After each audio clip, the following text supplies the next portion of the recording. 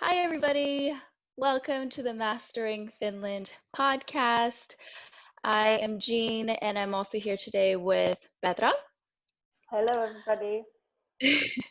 And we're also joined by our wonderful international student ambassadors. They're representing three different universities here in Finland, the University of Helsinki, University of Turku, and University of Jyväskylä. So this is how our session will go. We will start by introducing the ambassadors, and then we will look at the application process, and then all things related to financial support and how to fund yourself. And then we'll move on to university life and studies, and then to matters related to outside of university, and then social life, and then we will have a closing where our ambassadors will give their last words of wisdom. And then at that point, we will say goodbye to our ambassadors, and then Petra and I will come back to address the questions about the specific programs. So let's get started. Could we have the ambassadors just introduce yourselves, say your name, and which university you're at and what you're studying. Let's start with Dasha. Did I say your name? Yeah, it's Tiasha. that's correct. Yeah. It's a tricky one to pronounce for foreigners, so don't worry. So my name is Tiasha. I come from Slovenia, but I study in Jyväskylä in Finland at the Faculty of Sport and Health Sciences, and I study biology of physical activity. Okay, great. Thanks. And Leah, I'm just going down the list. I'm Leah, and I'm from the US originally, and I attend the University of Helsinki. I study intercultural encounters in their international master's program. Okay, cool. Thank you. And Andreas? Hi, my name is Andreas. I'm a EU foreigner, so not really international, like in the bureaucratic language. And I'm studying with the University of Helsinki, and I'm also in the international master's program, but European and Nordic studies. Okay, very cool. Thank you. And Katie is next. Hi, I'm Katie. I'm from Australia. I also study at the University of Helsinki in an international master's program, and my program is Urban Studies and Planning. Okay, perfect.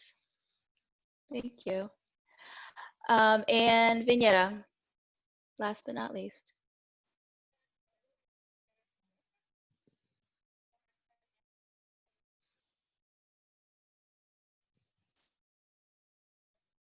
University of Turku, and you're studying organic chemistry. Okay, it was like cutting off a little bit.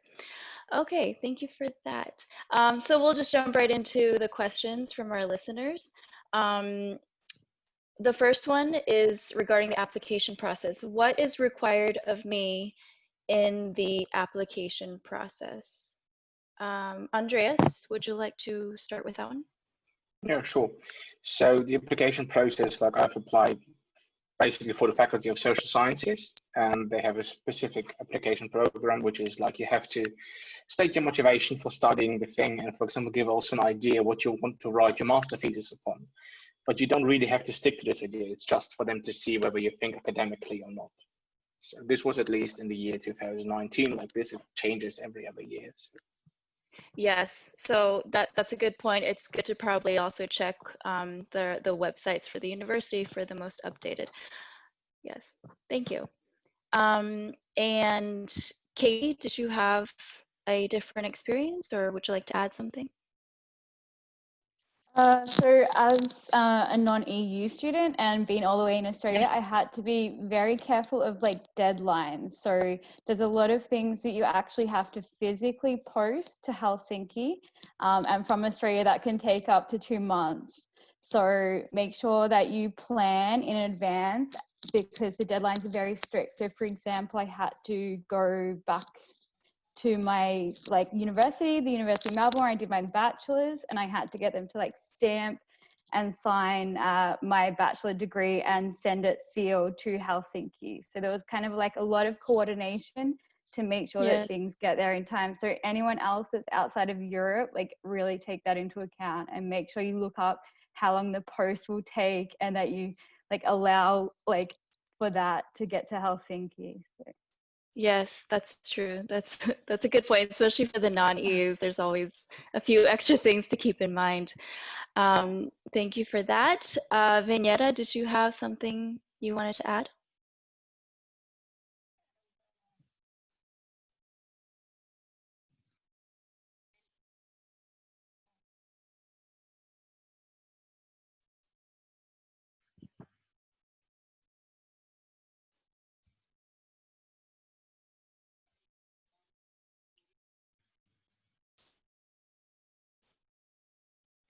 Yes, it was cutting off a little bit, but I heard book your exams on time.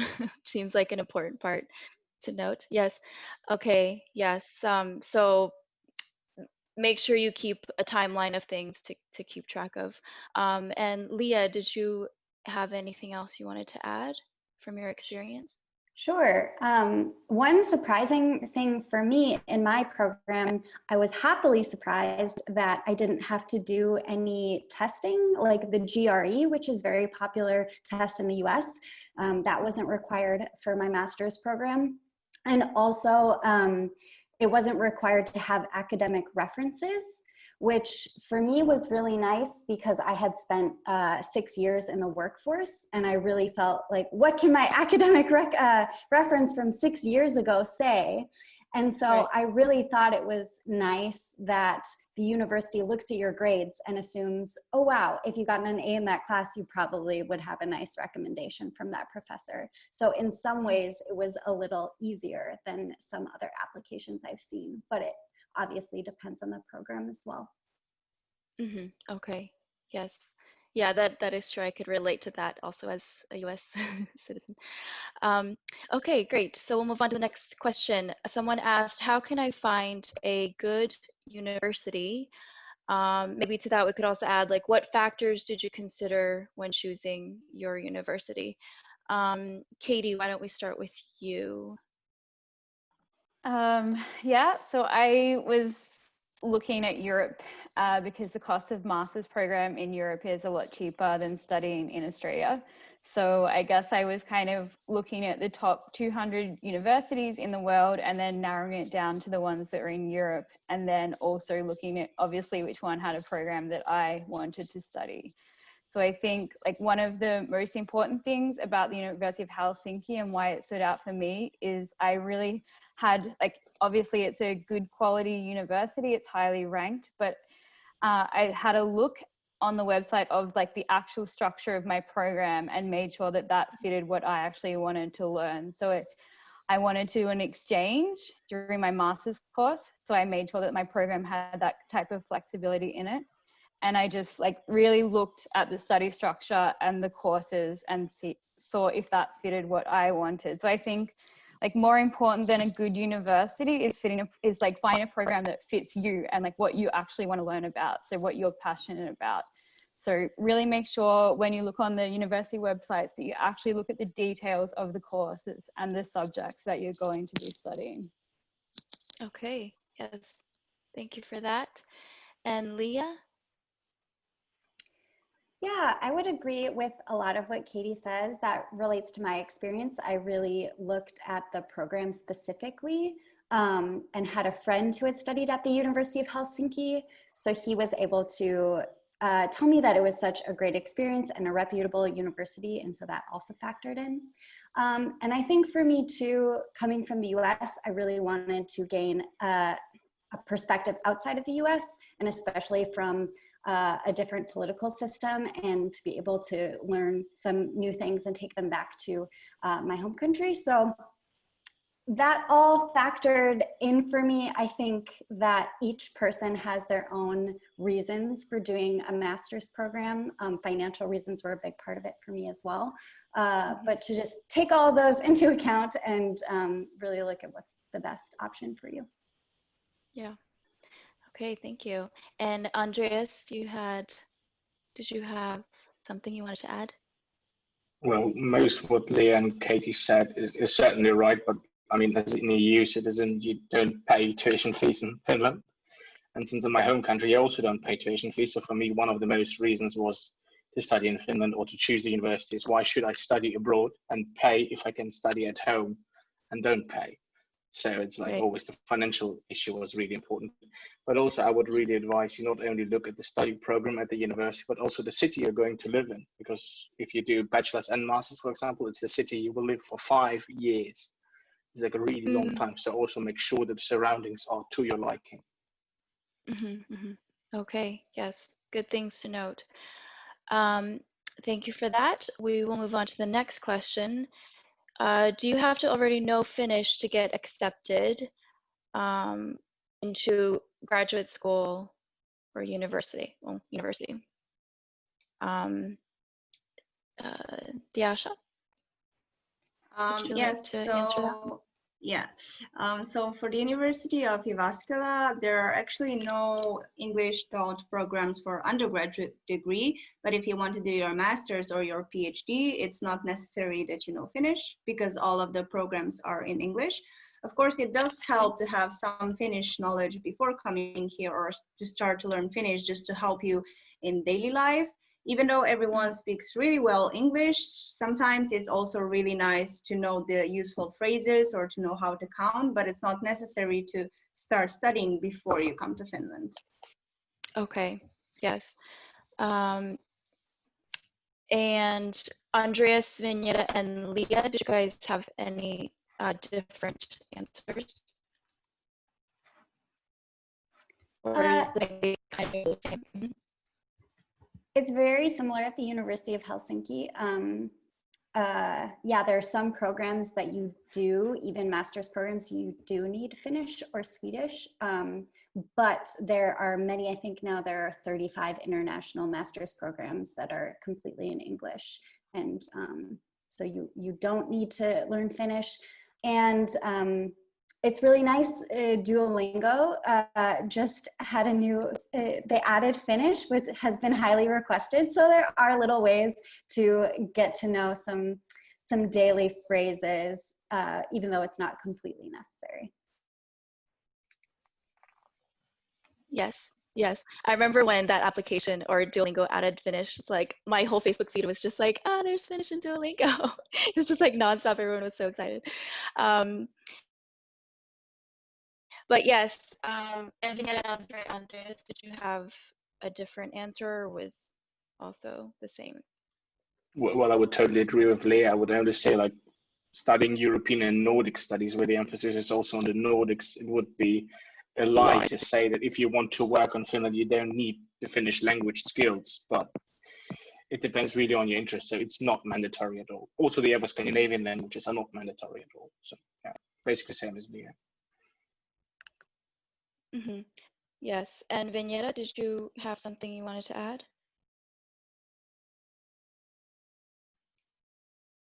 Oh,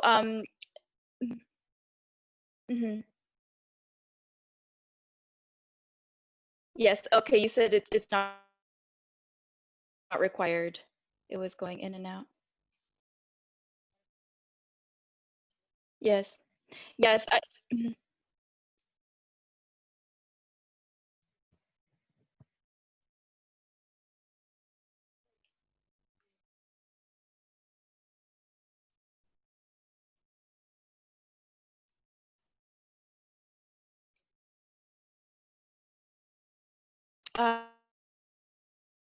yes, yeah. Yeah, a little bit of Finnish is good to know. Yeah, but I think it's safe to say if you apply for the international programs, it shouldn't, not knowing this shouldn't be into a program. So the next question, what grades should international students have for the IELTS or Toefl test to apply for master's degree? Diasha?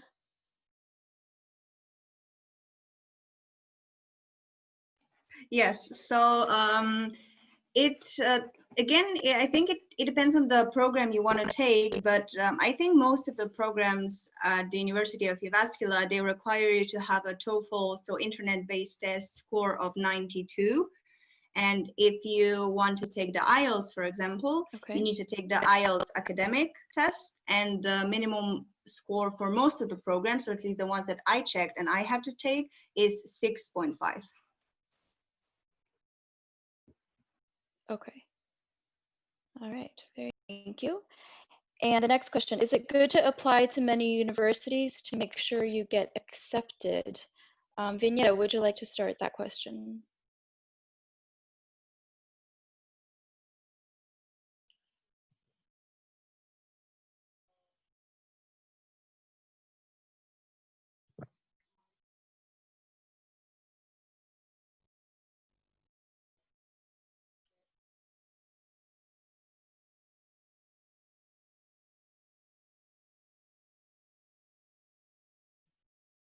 Okay.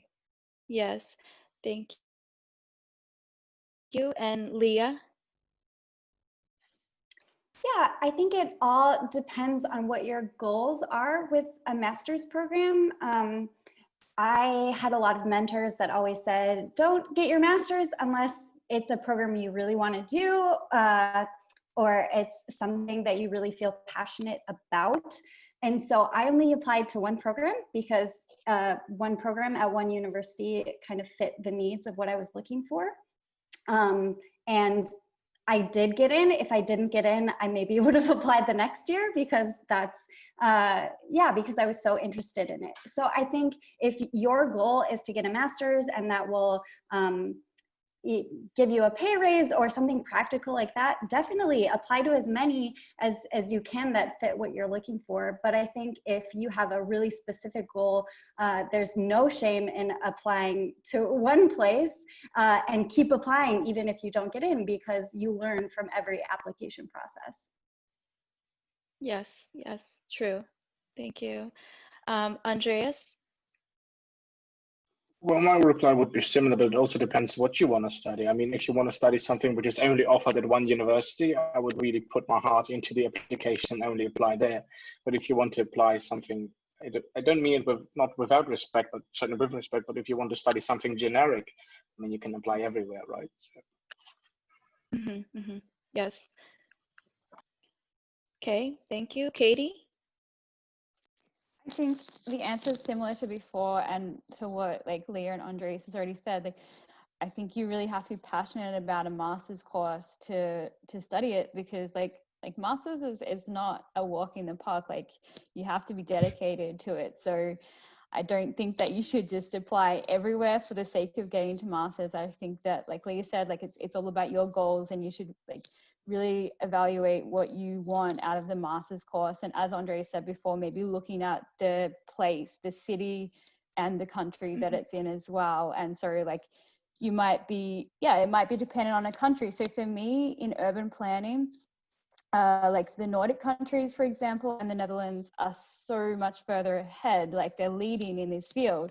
And so that was a big thing for me. Like I was like really zoning in on the Nordic countries because that's my field of interest. So definitely like think about that as well. Think about which universities specialize in your area. So yeah, I would recommend just doing your research and not just applying so broadly, I think. Yes, it's definitely an investment of your time and efforts, the master's degree program. So make it count. Okay, next question. The person asked, my desired program has a very low acceptance rate. How can I stand out? Katie, since we have you here, why don't you answer that first? Yeah, so I would say that obviously the motivation letter. So for my program, we had to submit a motivation letter and also a portfolio. And I think these two criteria are the things that you can stand out on the most. So I know that I've actually had some experience with the teachers on, when they've spoken to me about who they've selected for the, like why they select students for the program, because I'm on our academic board as a student representative. And so they've said that it's really about the passion of the student. So a strong motivation letter that really comes through about why you want to do the program, and also that you've done the research. So the teachers want to see that you have like done your background research into the program, and that, yeah, probably back to our last question, that you're just not applying for every university. They want to see your motivation and dedication for that university and that specific program.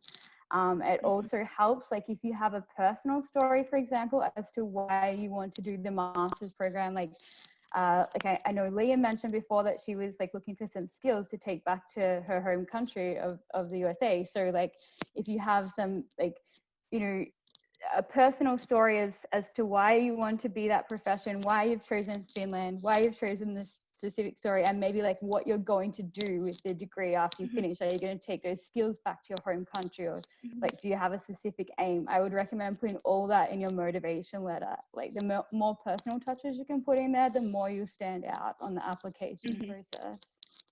Yes. And Leah, would you like to add to that? Yeah, I didn't do this, but I have a friend who contacted faculty before applying, and it led to him getting a scholarship and really being set up for success in his research before coming. So I think, you know, maybe not all faculty would respond. They do have a lot on their plate, but I think it's definitely worth sending a very, you know, respectful email asking to speak with some faculty about their courses, what kind of research they're doing, and about the program. And it can lead to really good things. Obviously, it shows initiative. You don't want to be, you know, if they say that they don't have time or they don't respond to you, then you can take the hint a little bit. But any leg up is good. So I wish I would have done that. Was your friend applying for a PhD program or no, for a master's program?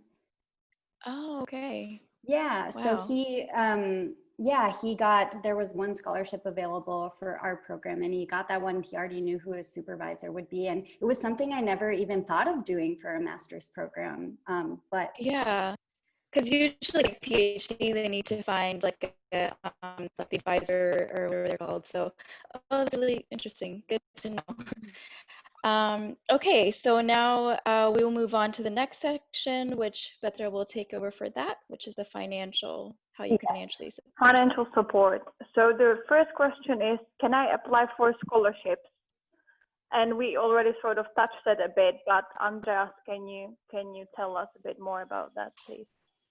Yeah, so as EU citizen, you have no right to apply for scholarships, at least at the University of Helsinki. Well, it comes to study grant scholarships, right? I mean, if you need a travel grant scholarship, it's quite possible for your master thesis, but everything else, since the scholarships are basically a reduction of the tuition fees and you don't pay tuition fees as a EU citizen, you're not eligible for the grants. Yes, totally. So, Katie, would you want to add a bit to that as a non-EU citizen? Probably it's a bit different for you. Yeah, so the scholarships application is together. Well, when I applied, it was together with the normal application. So you just had to answer a few extra questions on the end for the scholarship questions. I think like the scholarships are very highly competitive at the University of Helsinki. There's not many that they give out per year. It's not like it's not even one per program. So some programs don't have any scholarship students. So I would just, again, what I said about the motivation letter, like really try to stand out by making it personalized. And if you have like a really like amazing dream or goal that you want to achieve by doing the master's program, then I would definitely put that in your scholarship application as well. I know that some, like Australia doesn't, but some other countries like China and India, for example, and I think the US as well, but Lee can fill this in, they have their own country specific scholarships. So they might be able to get funding from their own countries to come to Finland. So definitely don't just look into the University of Helsinki scholarships or the Finnish university scholarships, but look into like any funding that your government might give you to go abroad to study as well. Can I ask a clarifying question? Yes. These scholarships is to cover the tuition, correct? It's not, they don't support like your living expense. When you say scholarship, you're talking about tuition, like I think, free tuition, basically. yeah, so the scholarships I was specifically talking about was tuition fee, but I think they give like a few that also give you some extra money on the side to pay for rent, and yeah, like to pay for your living expenses as well. But like I said, they're like really, really highly competitive. So Okay, yeah. okay. Yeah, yeah, totally. Vienera, do you have anything else to add on to what we heard?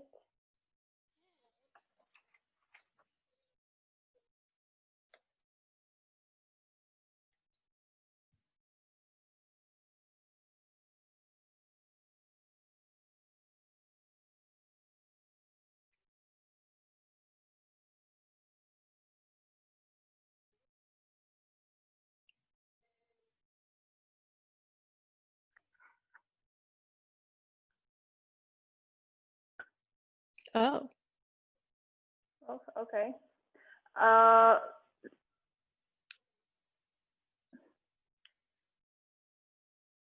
Yeah, did you hear? no, I didn't. I'm not But sure I if did hear that 30% of students, of applicants get the scholarship. Is that correct?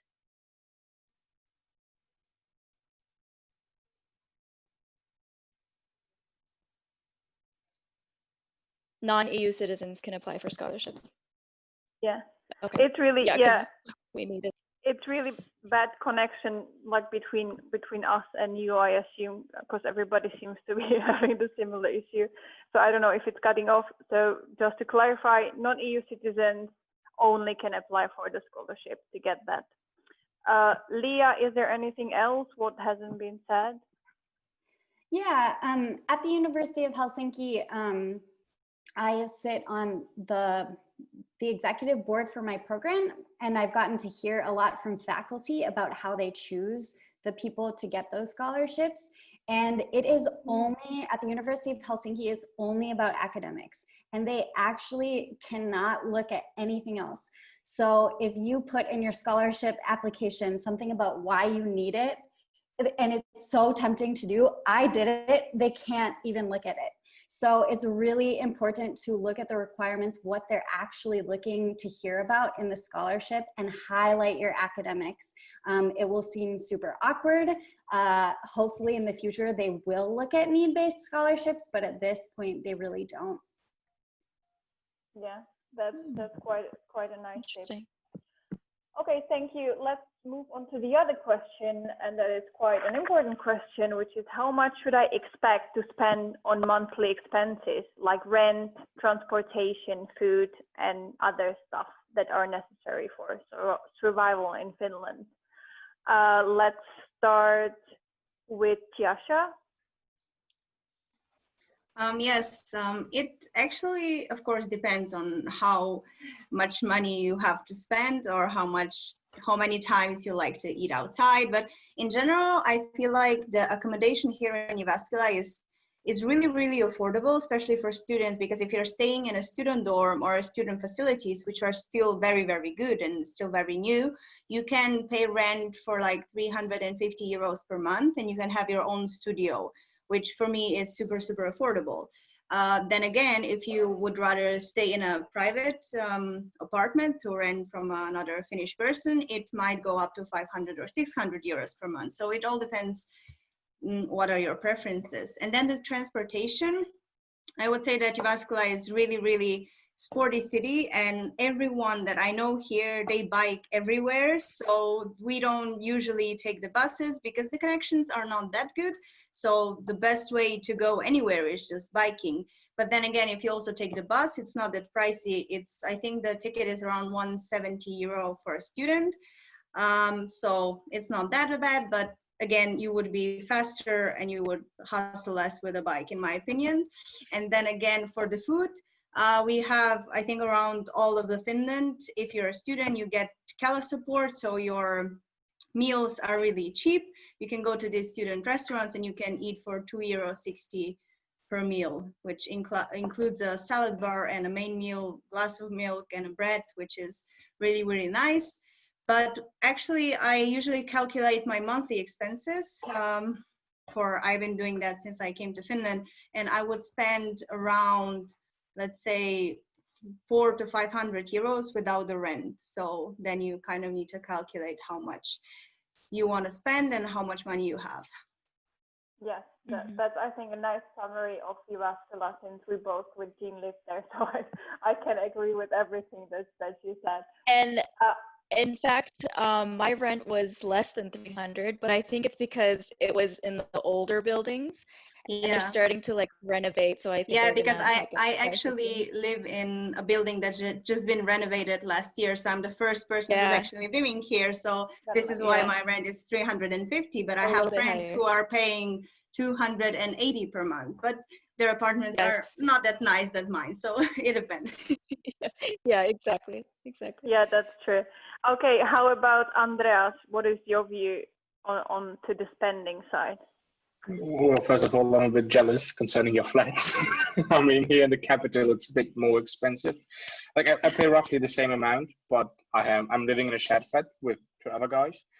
So, but it's also roughly 300 euro, which is. But I'm also not living really in the city center. I'm living rather on the periphery, but right next to the train station.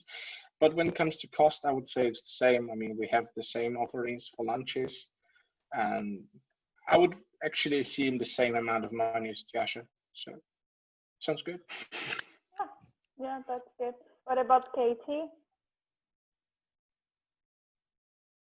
Yeah, as Andre said, I think Helsinki is a little bit more expensive, but I'm similar. I live in a share house as well with Hoas, and my rent is around 320 euro a month. But you have to remember, this is like, it is extremely, well, comparing to Australia, it's very, very cheap because the rent also includes bills, all your bills. So all your electricity, all your water. It also includes some internet and a weekly sauna and your laundry and everything like that. So it's like very, very affordable. I would say student life in Finland is very affordable. I went on an exchange last semester to the Netherlands, so I also have that to compare it to. And I can tell you it is a lot cheaper as a student in Finland than it is in the Netherlands. So yeah, thumbs up to Finland on that one. And the student, non-EU students can get all the same discounts on transport as well as Finnish students, which I think is awesome. And yeah, the uni cafe lunches are also amazing. So yeah, I budget a lot as well. So I don't really eat out at all. And then I kind of make my uni cafe lunches as like my big meal of the day. So it's like 260 euros. So I'll like really like eat a lot for lunch and then just eat a smaller meal for breakfast and dinner. So I try to save money that way. Yeah. Yeah, I think that's quite common among students that is like the biggest meal of the day, and for the rest of the day you're sort of surviving, but that's enough because you can have lots of salad and lots of things to sort of munch and be full for the rest of the day, that's for sure. How about Venera? How is it in Turku?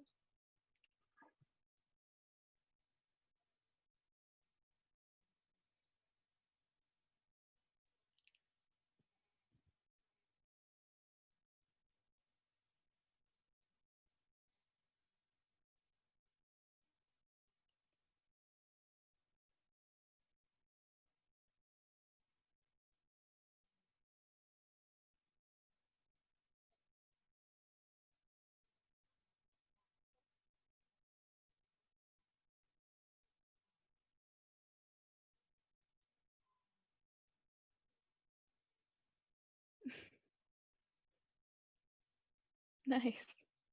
Yeah, that's true.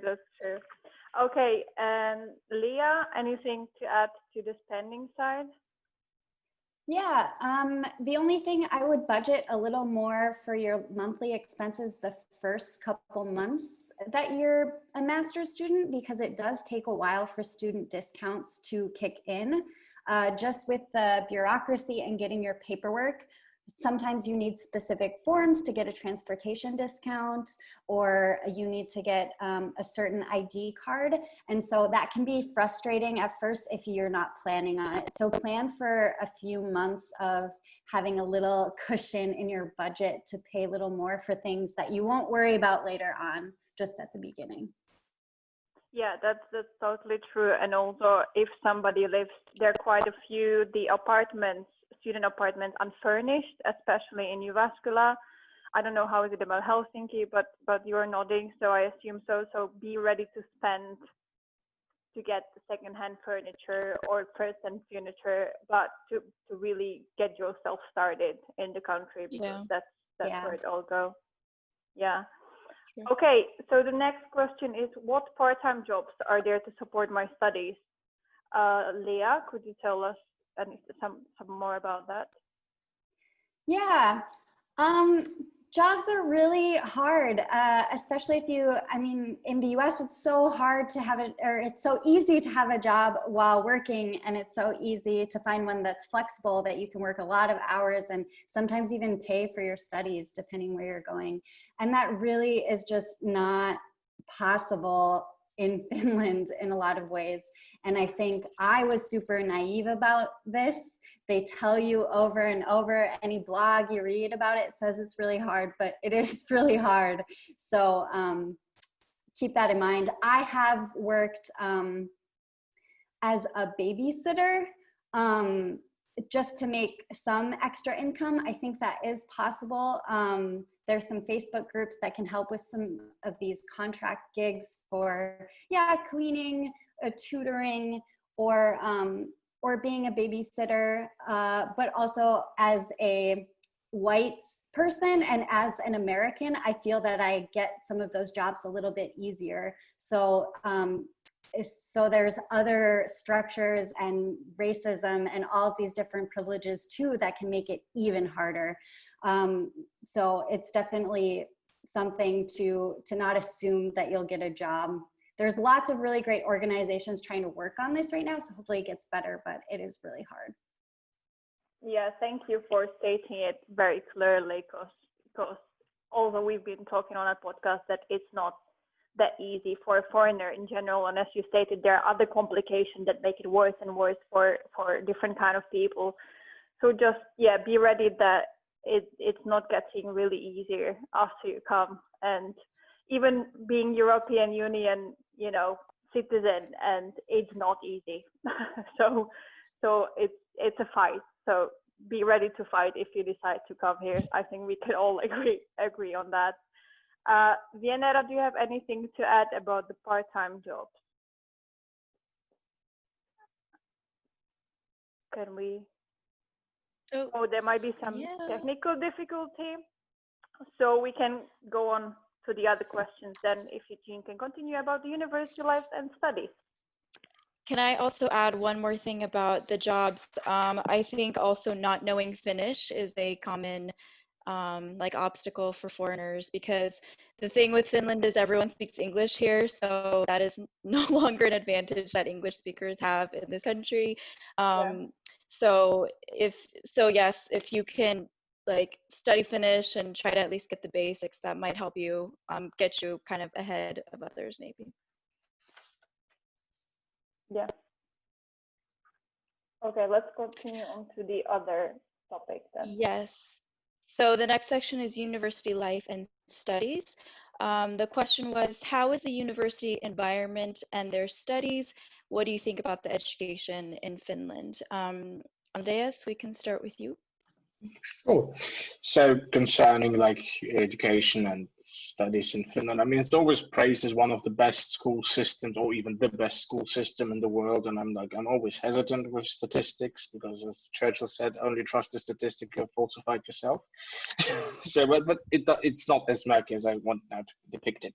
I mean, the university as such is really great, and you really have not really hierarchies. I mean, of course, the professor is a respectable person, but it's not because he's a professor, but because he's really talking to you and he's really trying to put his topic across. So it's really flat hierarchies, and everyone is approachable. And also the facilities like library, group rooms, and the study support from the faculty is just grand. It's just great. Yeah, I could vouch for that too. Katie, would you like to answer this question?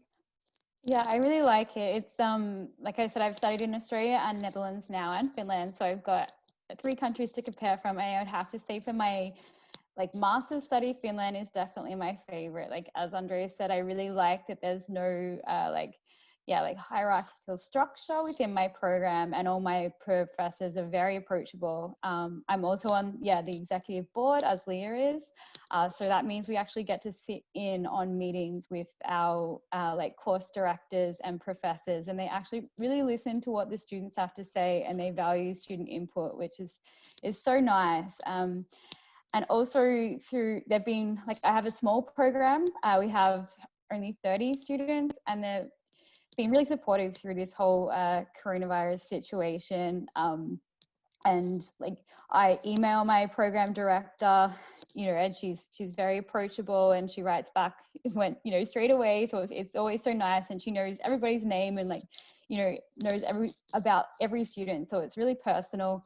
And also the course assistants in our program, if you're struggling with anything, you can even just have a coffee with them after class or something, and they'll give you kind of some individual feedback or just some assistance on life in general. So it's really nice, and I'd say it's definitely an adult learning environment, so you definitely treat it as equals. And so I really enjoy the learning environment in my course.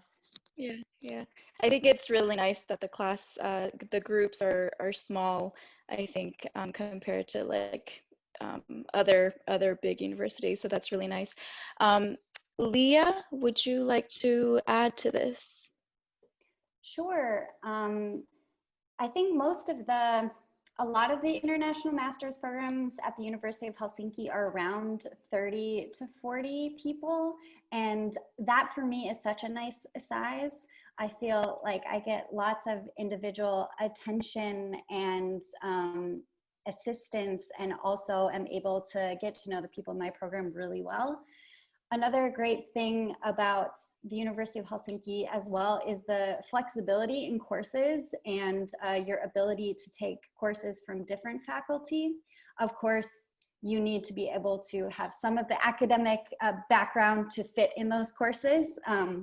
I don't think they would allow me into a microbiology lab, which is for the best. But more or less, you can have that flexibility, and it's a really great atmosphere to meet students who are studying different things. So I find in my courses, there's lots of different opinions, and there's lots of different approaches to things, and that's very much supported in the discussions and in the coursework. Yeah, that is definitely true, and also my experience as well.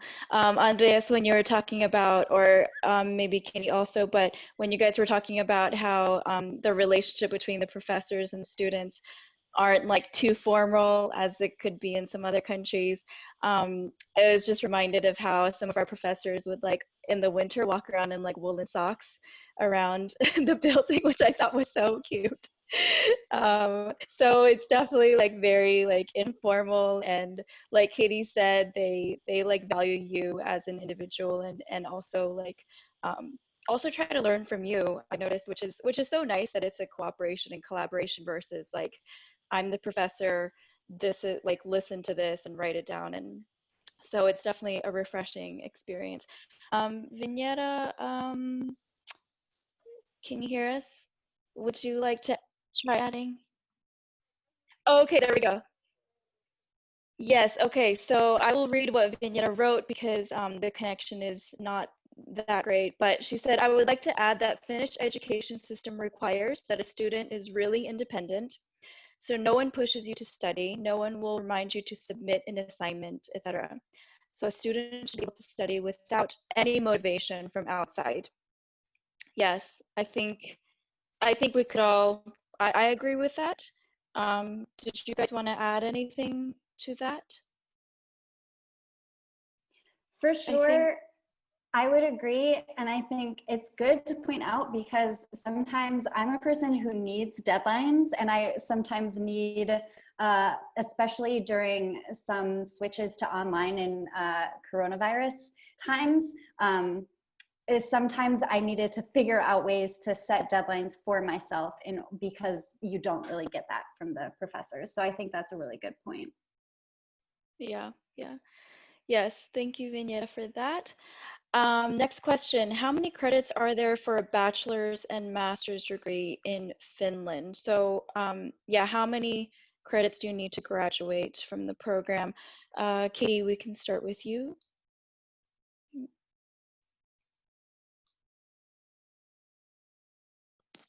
Okay, can you hear me? Yeah, so it's 120 like European credits. I don't know exactly what they're called, but the really good thing about like European unis is all the credits are the same. So they're like very transferable across different countries and different universities. So when I was on my exchange, my credits just fit straight back into my degree in Helsinki. So it's around 30 credits a semester and 120 credits for the 2 years. But you can actually go over a little bit on your transcript. So I'm pretty sure it's 135 credits you're allowed to put on your transcript. So you're actually allowed to do as many classes as you want. So in Finland, you pay per year. So you pay your fees per academic year, and you can fit as many credits in there as you can possibly study. So you can like really get your money's worth if you want. Whereas like in other countries, you pay per subject or per course. So yeah, so I've like overloaded a few times because I'm really about value and getting my money's worth too. So I've been doing some summer subjects and also some online subjects. And it's like Leah said, we can take subjects from other faculties, and it's really nice just to explore like different options and different interests that you might have as well. And so you don't actually have to put them all on your transcript. So actually, if you did have a subject that you found really hard and it's not in the core subjects of your course, and maybe you got a mark that you didn't really like, you don't actually have to put that one on your transcript if it's not one of the core subjects. So you do have like a little bit of leeway to be able to experiment with your interests, which is really nice. So so different to what I'm used to in Australia. So yeah, that was a big like surprise to me. I was like, what? I can take as many subjects as I want and I don't have to pay for them? That's crazy. So like, yeah, so that was like really, it was a really good deal. Yeah. Yeah. So I think it's safe to say for all the programs, like you said, it's for all of Europe, it's 120 credits for both bachelor's and master's. Is that correct? No. Or It's like Andreas, would you like to? Yeah, sure. So for example, it's for the bachelor programs, it's 180, and the master program is 120. So it's in total 300. Okay. Which is important because some people from the UK and Ireland do it a bit different. They have, I think, a 210-point bachelor's and a 90-point master's. So there is a bit of dysynchronity. I see. Okay, but a total of 300 once you do both. Okay. And Leah, did you want to add something to that? No, I think Katie covered everything. Yeah, pretty factual things. Okay, so we'll move on to the next one. The person asked, will I have a chance, or no, actually this is what we added. Will I have a chance to choose from different courses during my studies, or are the courses already chosen for me? Tiasha, maybe you can start. We haven't heard from you in a while. Yeah, sure.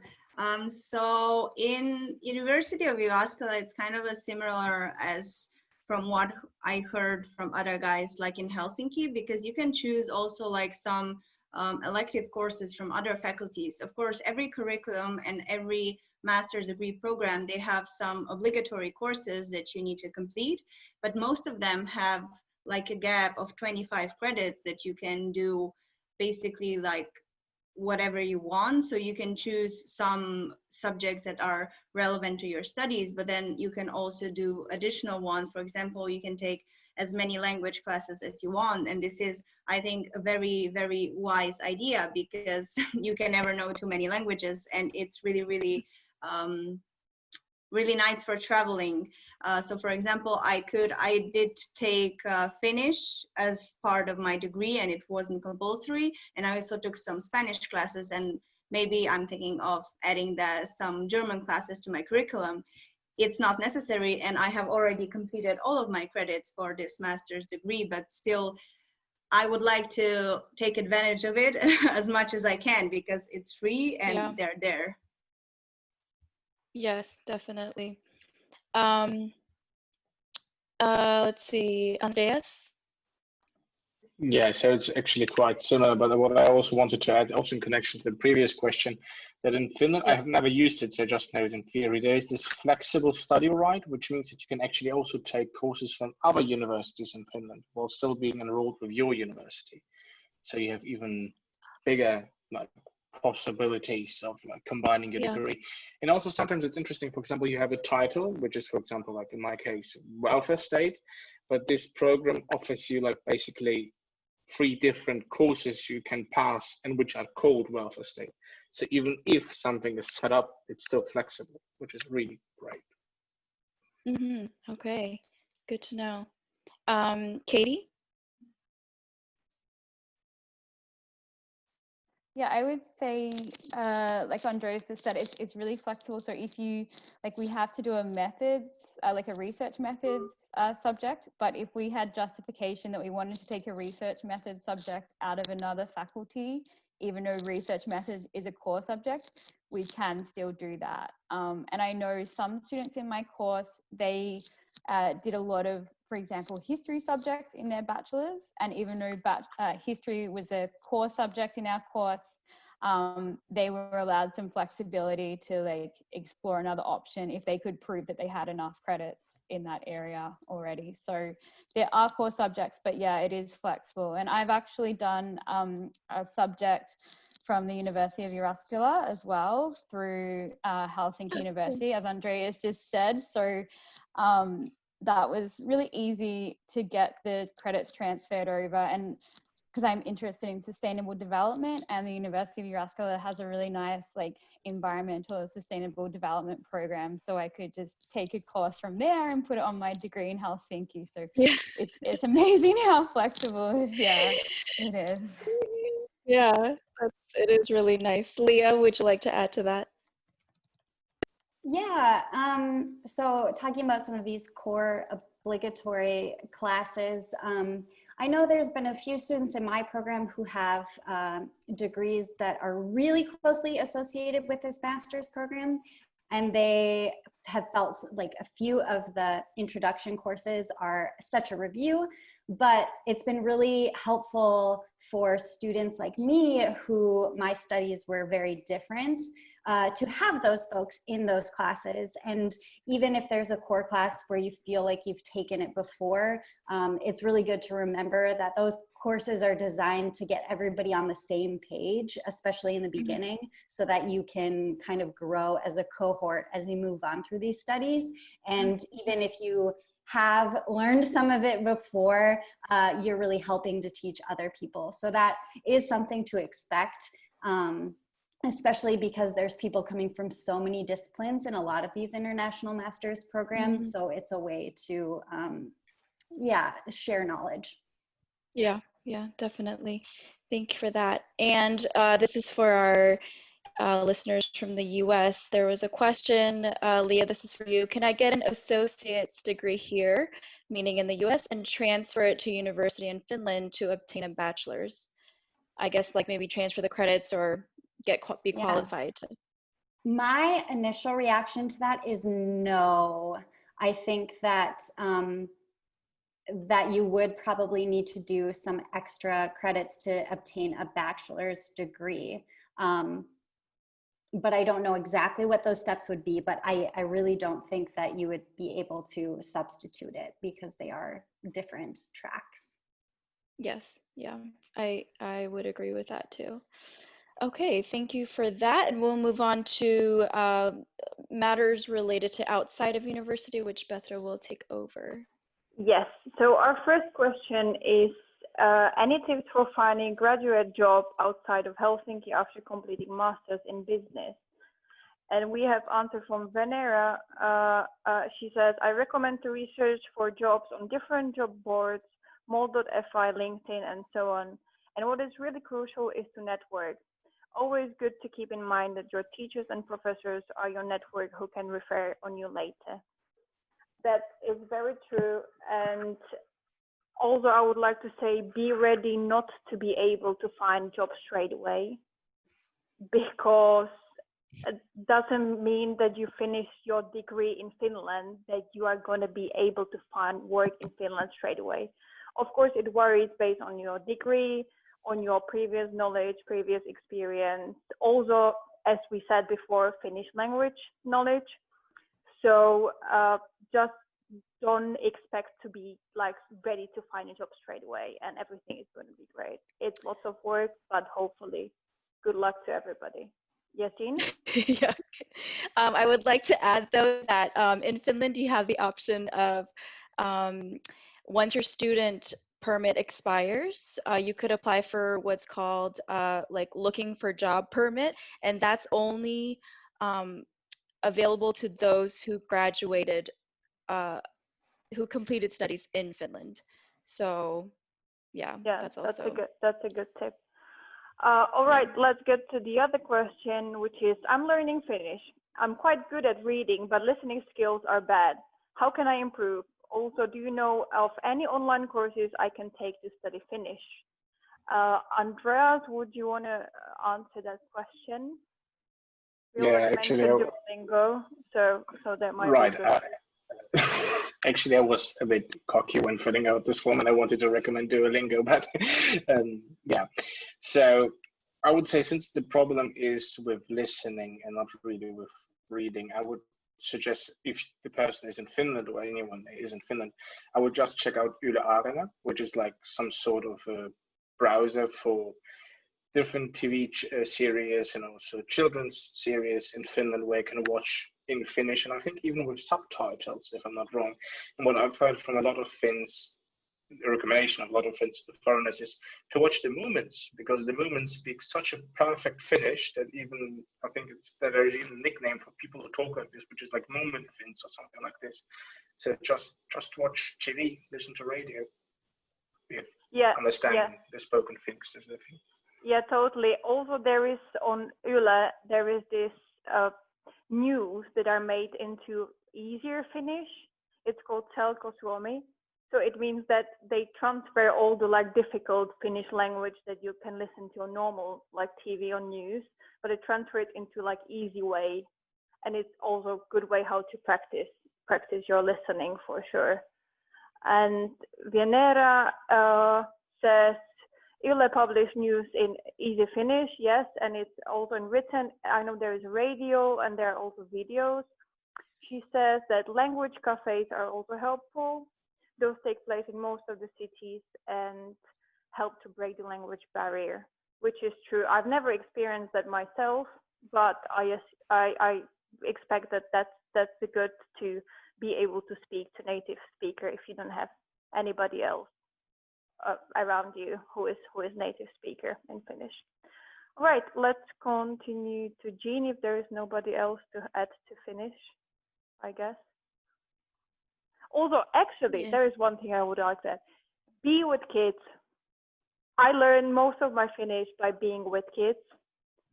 I studied courses at the university and, I got this background in grammar and everything, but to learn really is the best with kids because they don't judge you.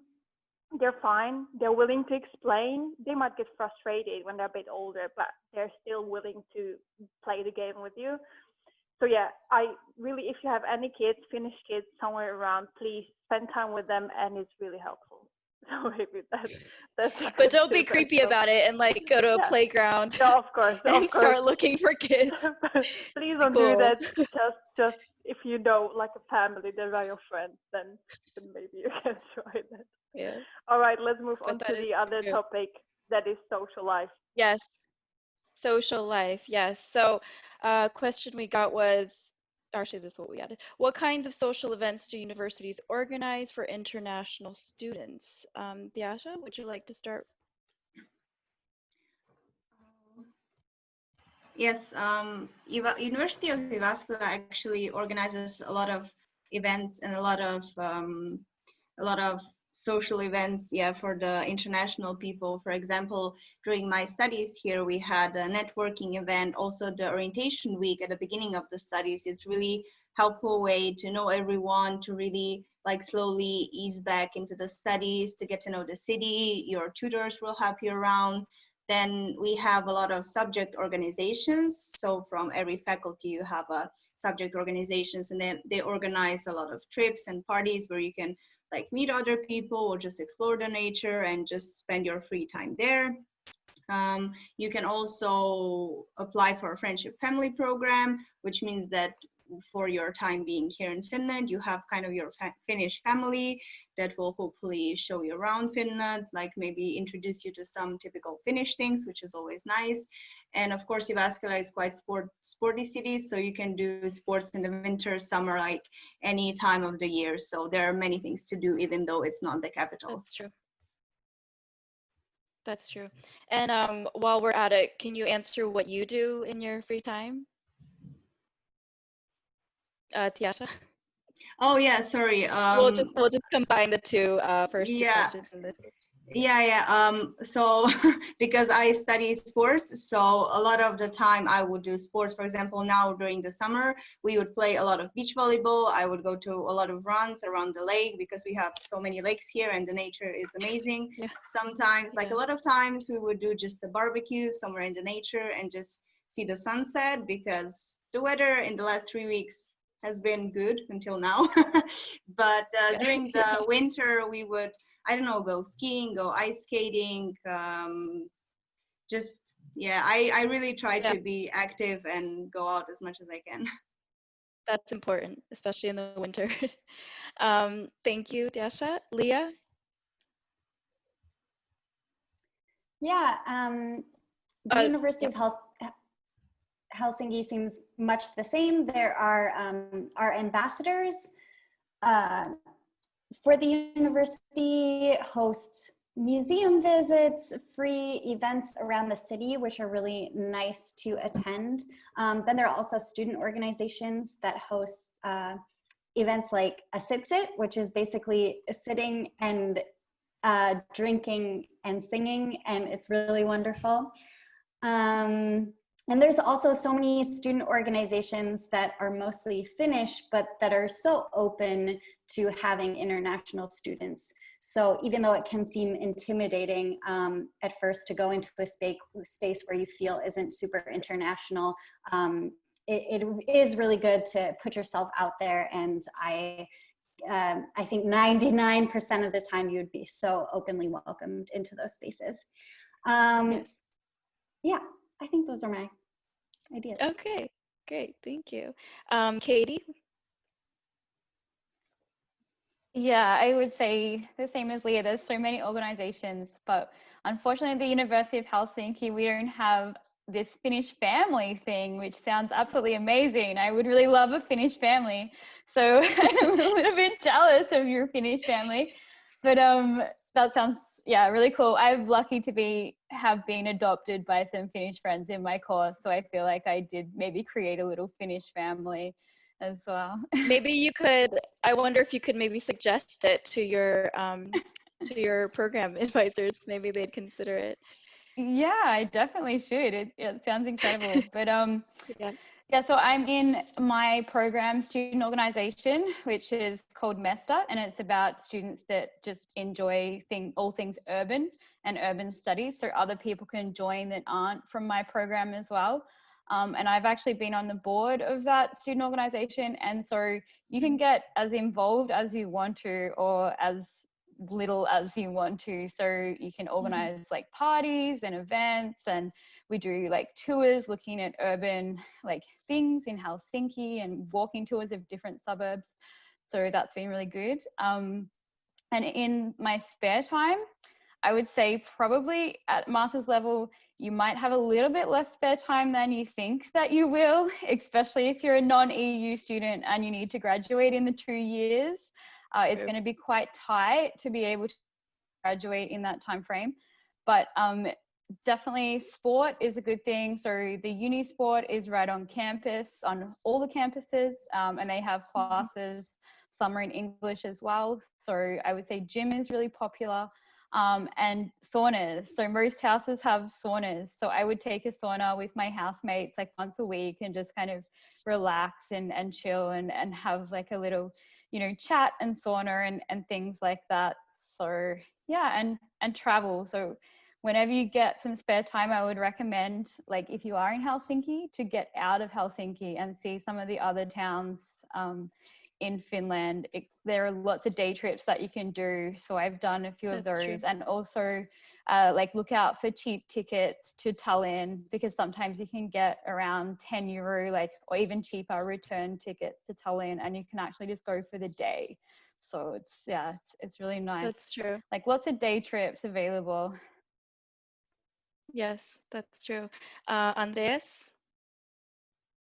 Yeah, I would mostly agree with what has been said, and also certainly the perk of Unisport is it's right on campus, even in the city center campus, and it also has a sauna, so you can have actually a sauna in between your lectures, which is really nice. And I would also agree that, I mean, when we talked about finances, I mean, we all live more or less on a budget. Eating out is seldomly possible, but when it comes to traveling within the country itself, it's surprisingly cheap. Like when it comes to buses, also the day trips to Tallinn, and the so-called booze cruises and everything else, it's fantastic. Yeah, I think Tallinn. Sorry, go ahead. Yeah, when it comes to November, it's a bit strange because that's when the darkness is. I mean, now the days are long and bright, but later on the nights are long and dark. So what I personally do is, like, museums have quite frequent open days, but also there's this museum card in Finland, which is quite cheap in comparison to the prices in the museum. So you can just go to the museum. And I believe in maybe in every city, but I think there's a day, like a museum day or something, where it's free entry. Yeah, I think in Jyväskylä it was like Friday or I don't know, I forget which day it was now, but so if I think in Jyväskylä it was on Friday, and in Helsinki it's every first or last day of the month. So it depends, you have to check individually, but it's first or the last day in Helsinki, and in Jyväskylä it's every Friday, I believe so. Yes. That's all I know. Yeah. All right. So next question, which is a little personal, but you could like say it just in general. So a listener asked, as an exchange student for 1 semester, will it be hard to get friends and get into a serious relationship? Maybe so Dasha?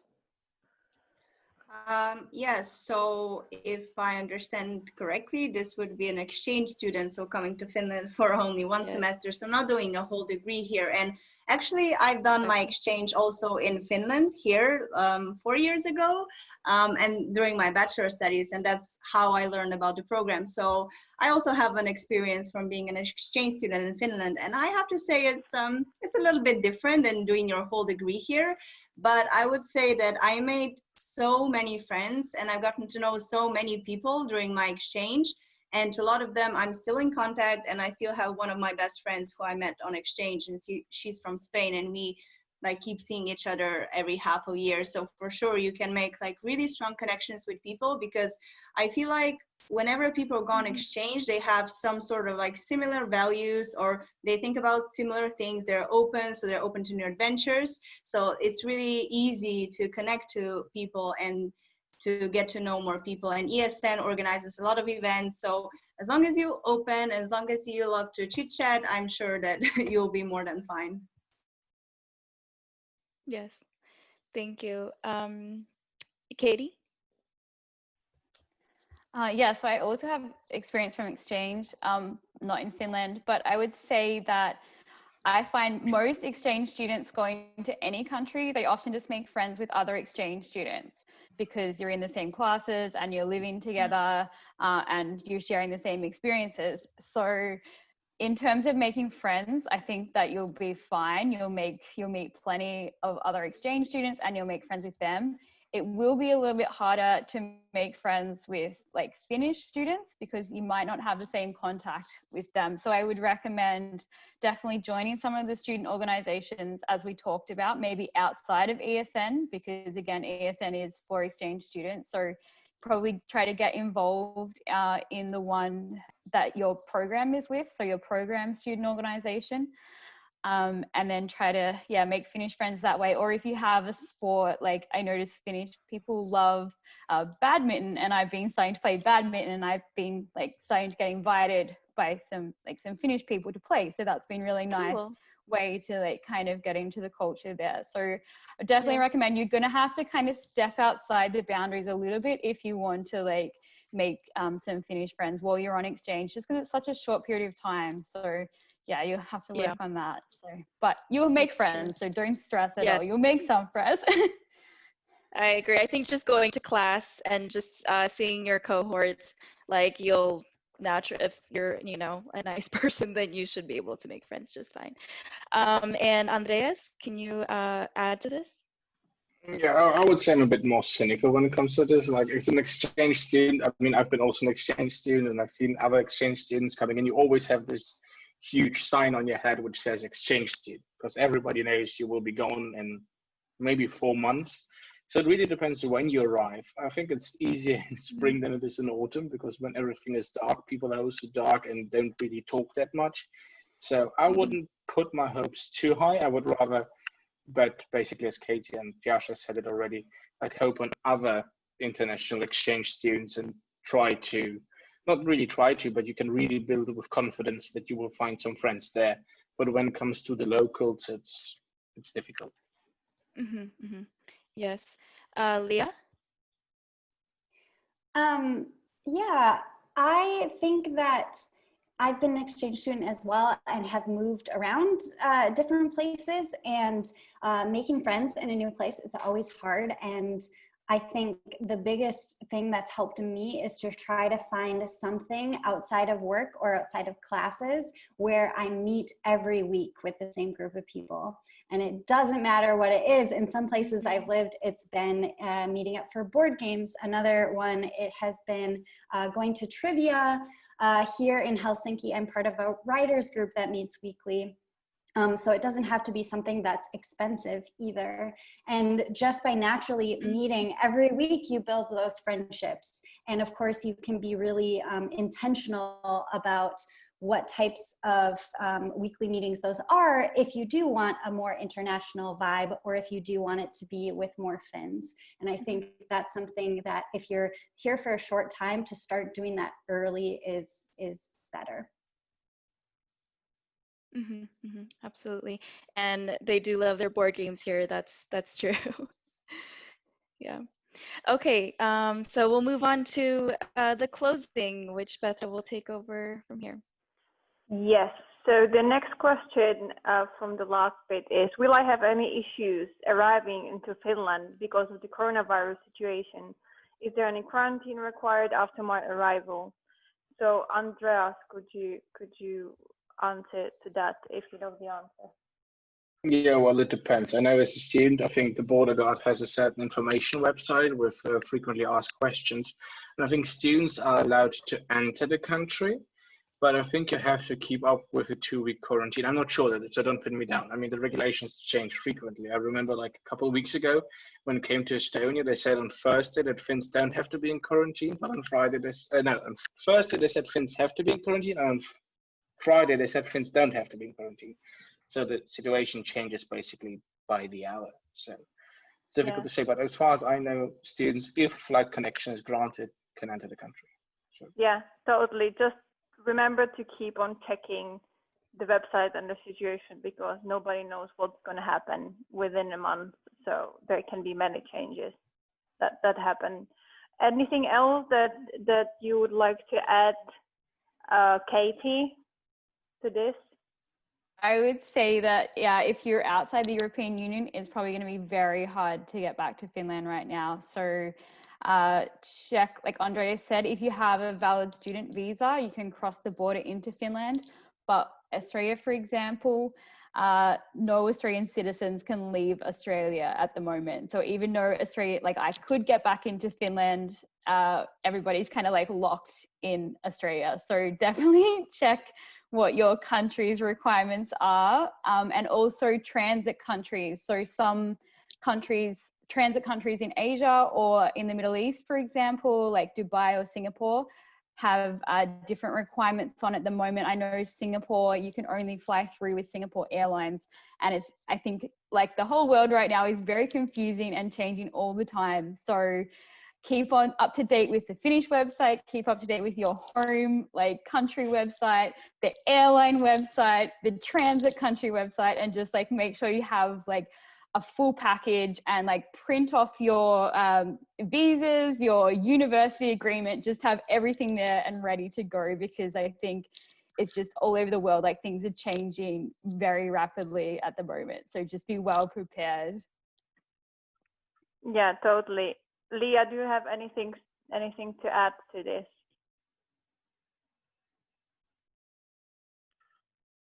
Leah, can you hear me? Sorry.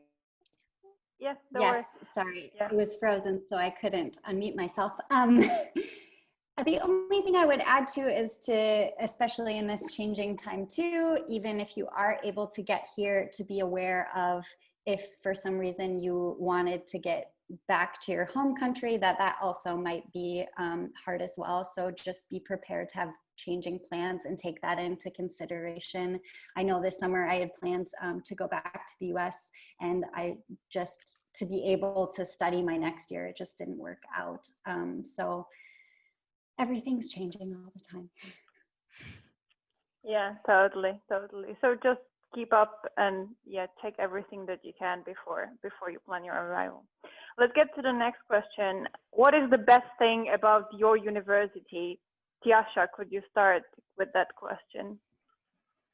The best thing about the JYU, I feel like it's I don't know, I really love how international the university is, because it's not, when you think about it, it's not the capital city. It's also not the second biggest city, but the reason why I chose Jyväskylä is because here is the only like exercise sports program at the university level. So this was kind of my only option. But to be honest, I don't know if I would actually change it, because it's not that big of a city. So the best thing is that we are so close to the nature. You have lakes basically at the campus of the university, and forests like 5-minute walk from the university. And that is one thing that is really good, and it's really important for me because I love being outside. And then the second thing that I already mentioned is how international the university is. There are so many exchange students, and I never felt like at any point during my studies that I was lower than the Finnish students. I always got help when I needed. The professors and the teachers, they responded to the emails like frequently. I was never kind of left behind, and nobody said that, oh, you are not Finnish, so we won't put that much effort into it. So everyone is super helpful. You're really equal to everyone, and you never feel neglected.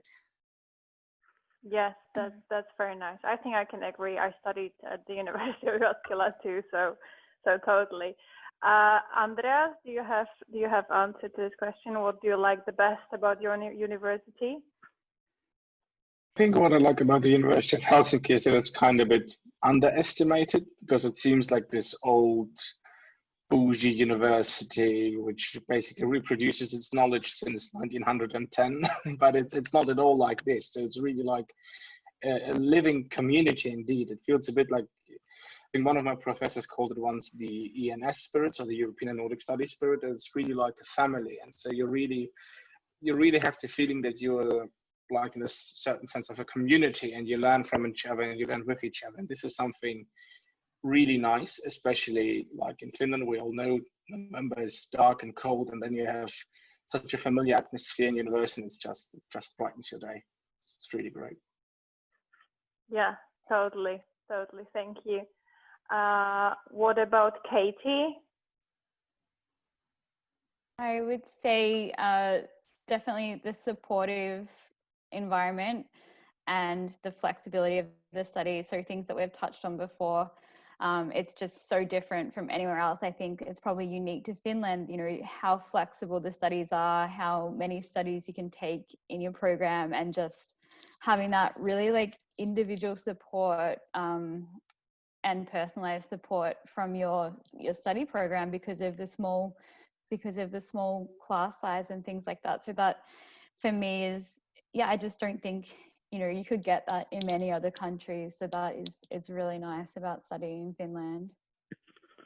Thank you. We have answer from Vienera. What is the best thing about her university? As University of Turku is a research university, I would say that the best thing is the opportunity to be part of a research group in your field of studies. I did my lab work in the research group that is major for my degree program. However, later I realized that I'm interested a bit in different topics, so I did the second lab work with a different research group. So the university gave me an opportunity to what I really am interested in, and that is really valuable for me. Thank you, Vienera. And Leia, would you like to answer the question? Yeah, I love that the University of Helsinki is intertwined with the city of Helsinki itself. I think it makes it really beautiful, for one, because you walk next to one building and then you walk a little further and you see the sea, but it also creates a lot of opportunities for learning as well, because in one of my courses, we had the Minister of Foreign Affairs come in for the whole lecture just because he lived so close and the professor knew him. And that's amazing. You don't get that at other universities. And that's not the only example. I think it's just so connected into the city that there are opportunities that you would not get other places. Yeah, that's amazing. Thank you. So let's get to the last question of our session, and that is, what advice or tips can you give to the international students regarding studies and life in Finland? Yasha, would you like to answer the question, please? Yes, so I don't know, from my experience, like looking behind to my exchange year and also coming here during your master studies, it can get quite intimidating moving to a new country and then starting with October and November when the days get really dark and when the weather can get really, really bad. And it's so easy to isolate yourself from everyone and to just spend your time in your tiny apartment, just watching Netflix and not doing anything. But I would really, really suggest everyone that comes here. I know that everyone is super busy with their studies at the beginning, but it's also important to take time for yourself and maybe find some hobbies and get involved in different organizations. Because, for example, I joined my university volleyball team, so now I play for the university and I got some Finnish friends from there. And then I also joined our university subject association, so I was involved with that. Of course, you need to manage your time really well, but I would just say it to everyone, don't be afraid to go somewhere. So keep your mind open. People are the same like you. They don't know anyone. So there will always be people who will be willing to chat with you or like do things with you. Just be bold and don't be afraid to ask anyone. Yeah, thank you. That's a good advice. What about Andreas? Do you have any tips or advices? Yeah, I would go actually the same line as Tiasha, but I would also add, like, don't take yourself too serious and don't think so much about tomorrow, because what has come here in this talk is a bit like we are all potentially jobless after graduation. Some of us have to get the job seeker visa, others like EU citizens don't necessarily have the requirements to get money from the Finnish social welfare state, so we more or less have to return home. And just don't think about this. This is still far away, and just focus on the student life and on your studies. Yeah, that's definitely great advice. What about Katie?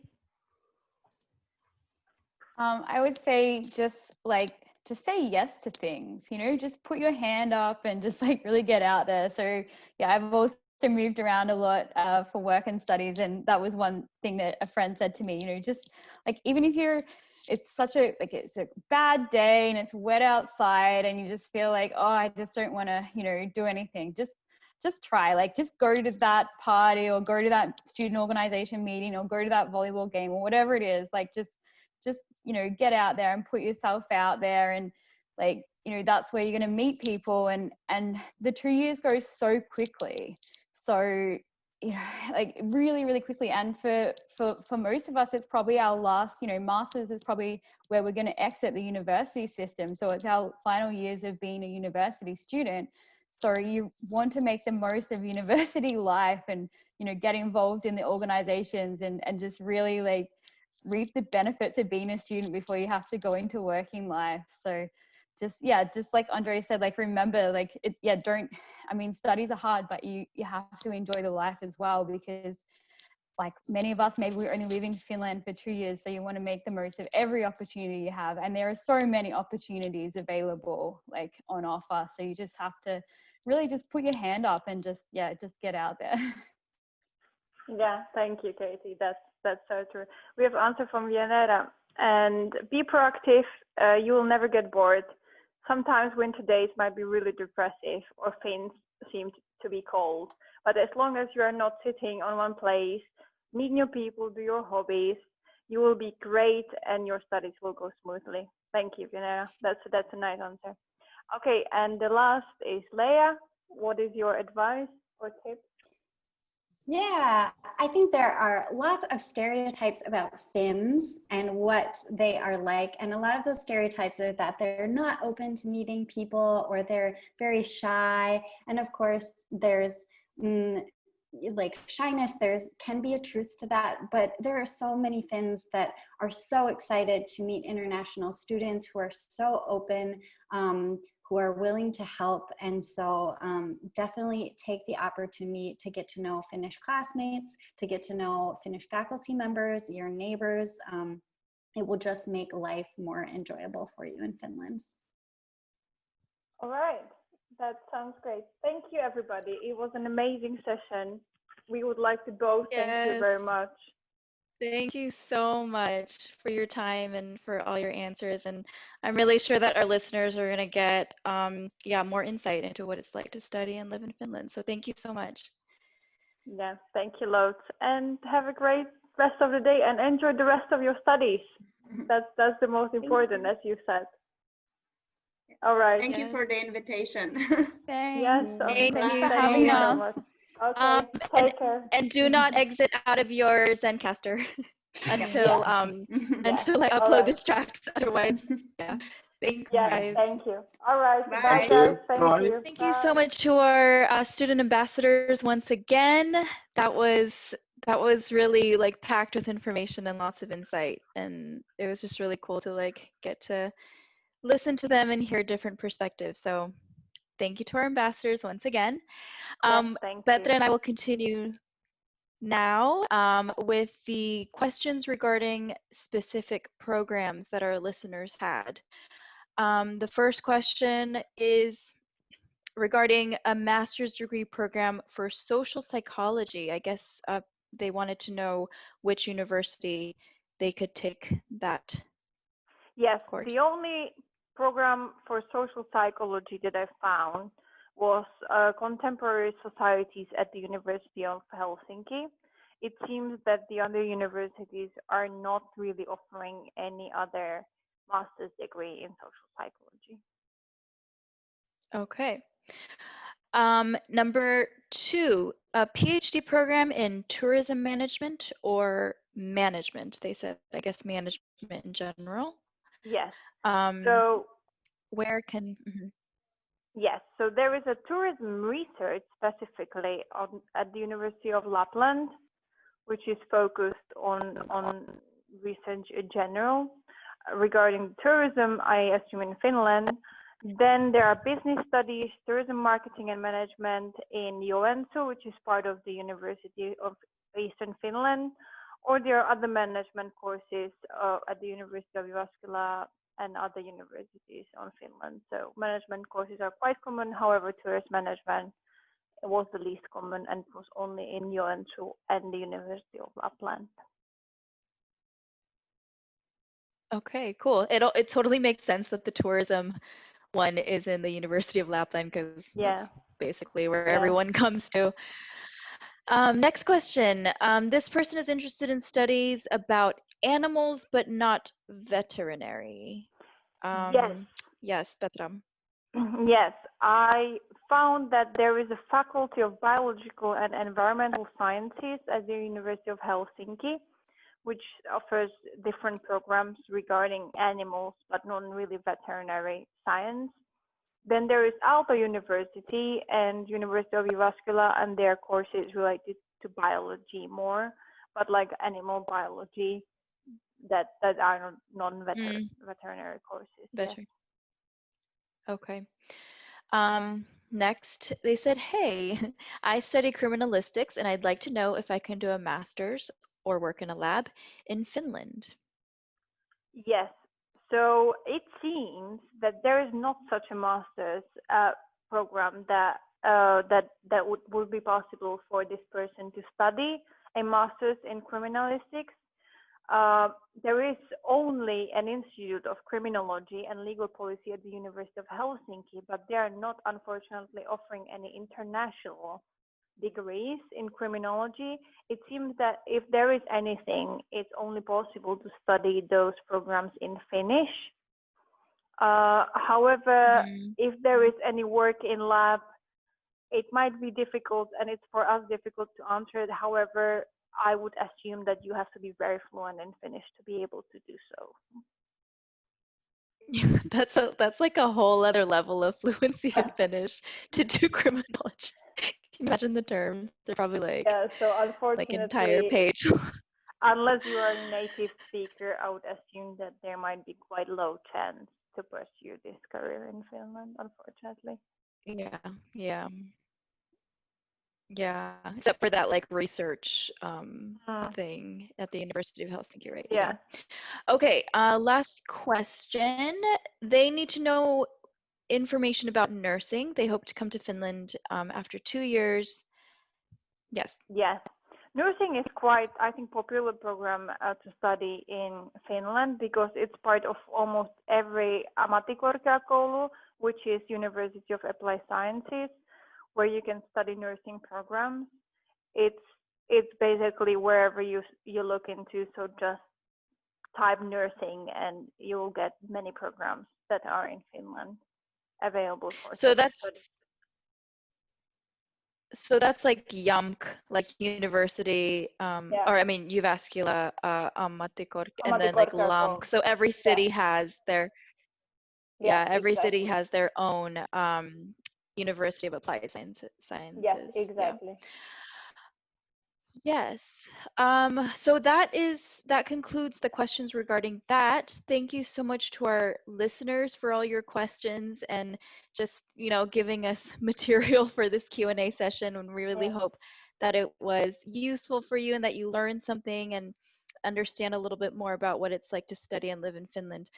We also wanted to provide some links, which we will include in the summary in like the description area of our podcast. But 2 websites that were really actually useful to me personally also, but when I searched for specific programs, this popped up. It's the www.mastersportal.com for master's degree programs, and then www.bachelorsportal.com. And there you can see all the programs that you can apply to, I guess, as international students. Yeah, so that'll be really helpful in finding where these programs can be are offered.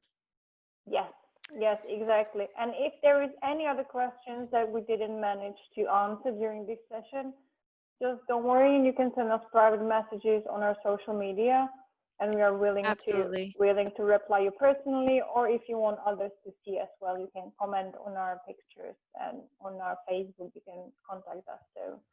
So there is that option for sure. We're your gals for all questions Finland related. We'll do our best, and we would like to note that the answers in all of the in this whole session was based on our own experiences. So and everybody, always do your research, like we said before. Exactly. And And I noticed how like they're all such like social butterflies. I was like, oh, you go into sports and like all that stuff. I was like, should I mention that I just like stayed home, watched Netflix, basically what they said not to do. But I think with us, like at least with how we like, spent our time, it was a lot with like friends just chilling and having get-togethers and stuff. So that's also something. So I feel like for those people who aren't really into all of that, like partying and all that, don't feel so pressured into thinking that that's the only thing. Finland is very peaceful, Yeah. and yeah, there's plenty of things to do also for Yeah. people like us. Yeah. I think Yeah, so what we can finish with is that what they told us when we started with Jean, our master's degree, and it was, you are here for studies, so study, but remember to have fun and enjoy. yes, It's really important. And I that's like one of think the that, first things they told. yeah, and I think that's the best thing you could tell anybody who's planning to study in Finland. Yes, Yeah. absolutely. Agree. Okay. All right. Yeah, Well, it this was is great. great. Thank you Yeah. to our Thank you, listeners. everybody. And Well, hopefully you enjoy it, and we will hear you next Monday. next time. Yeah. Yes. Okay. Take care. All right. Bye. Bye.